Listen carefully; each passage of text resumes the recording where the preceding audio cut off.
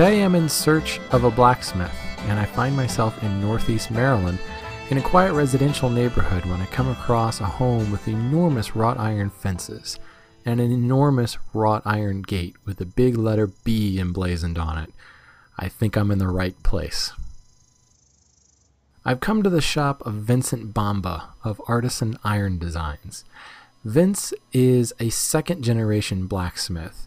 His father started the Red Pepper Forge back in 1970, and the shop is like a woodworking shop. There are tools scattered everywhere, from giant sandblasters to tin and steel punches to an enormous rack full of raw steel.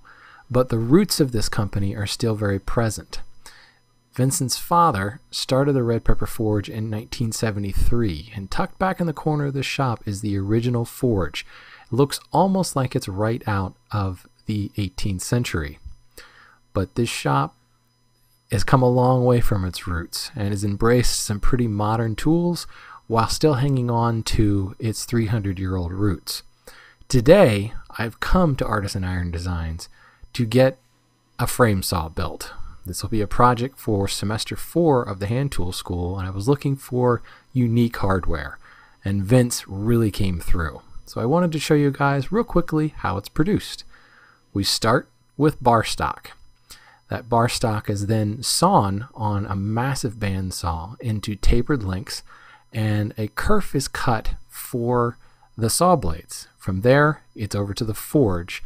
And let's watch as Vince shows us how he shapes the scrolls and the decorative leaf pattern. The first step is a subtle one, but creating the taper on the end of the bar stock is key to making the scroll look handmade. It's not as obvious now, but when it's done, you'll really see the difference between a handmade scroll and a mass-produced one.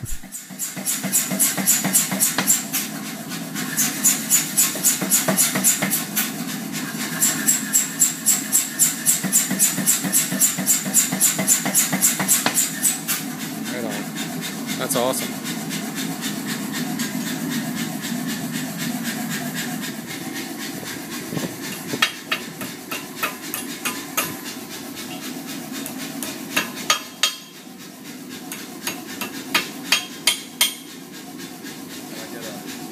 Right.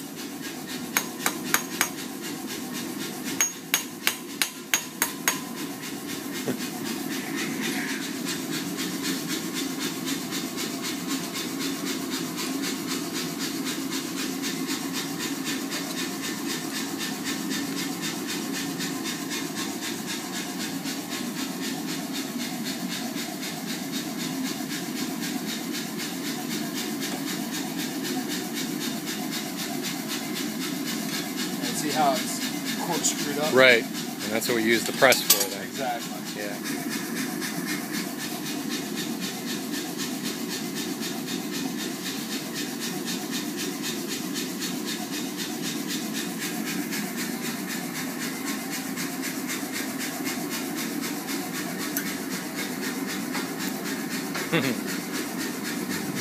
Right on.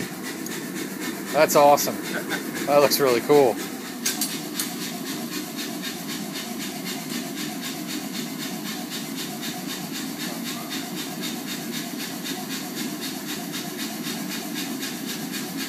There you go. Self on there. Right. I can see that. Cool. Let me just flatten her out. Cool. Right on.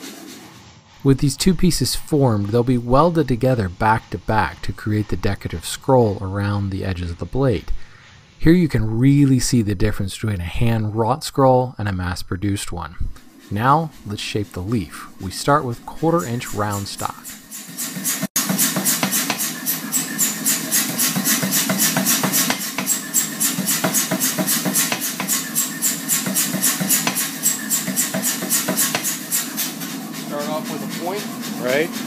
next one I'm going to do is I'm going to put a shoulder in it. Okay.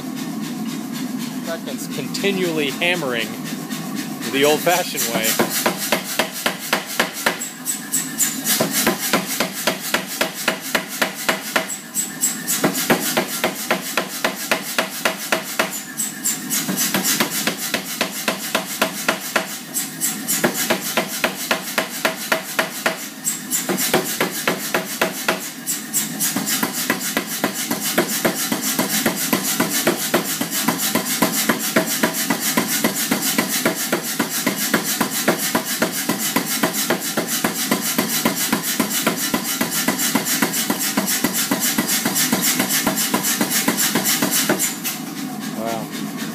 Very cool.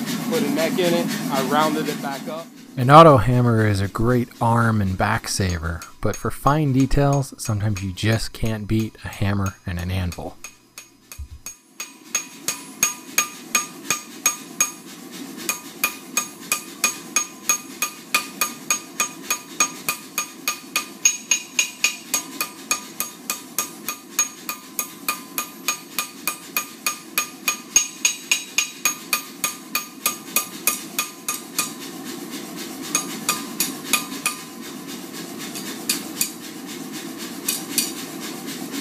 Now I'll actually make the leaf part.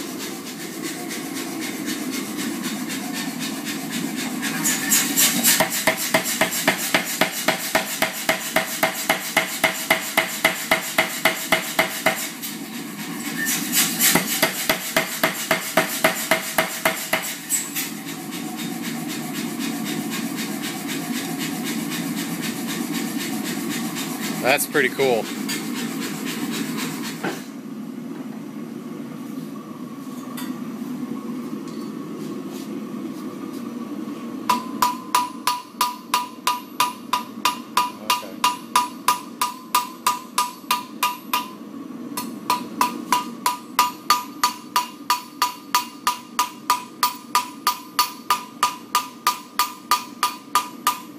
You're veining and essentially feathering out the edges at that point now. Exactly.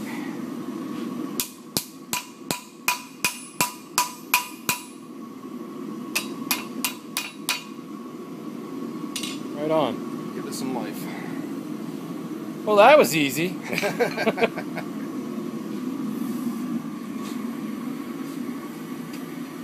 Okay.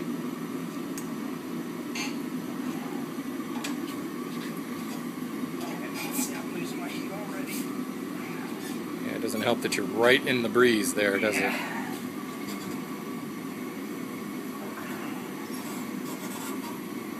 So essentially we can expect each one of these leaves to be slightly unique. Every one of them will be. Yeah. Now I'll just take another heat. Cool. The leaf is then threaded and it's fitted into a nut on the top of the blade keepers. All the parts are welded together. Everything is then put back in the forge and blackened up, then dropped into a rock tumbler of sorts that creates this bright finish that you see, but still leaving just enough char for that vintage look. Once it all fits together and I add the poplar frame pieces, I have a frame saw ready for the teeth to be filed in. So in a few months, as part of our lesson on learning to resaw by hand, the hand tool school members and myself will be building either 4 or 3 foot frame saws built around this kit. Vince has already begun producing kits for hand tool school members.